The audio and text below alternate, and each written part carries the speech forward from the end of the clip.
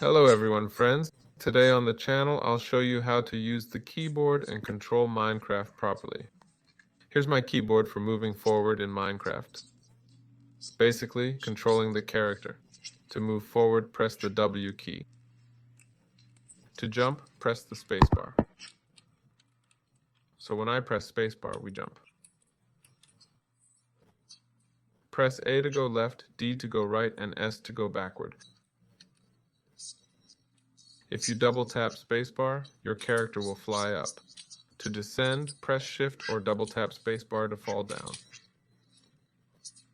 To select slots, we have the number keys, 1, 2, 3, 4, 5, 6, 7, 8, and so on. To open your inventory, press the E key. There. I think that covers how to run. There's also the control key. To run, press Control while moving, and you can press Shift to walk slowly and silently. This has been Weller. Goodbye, everyone.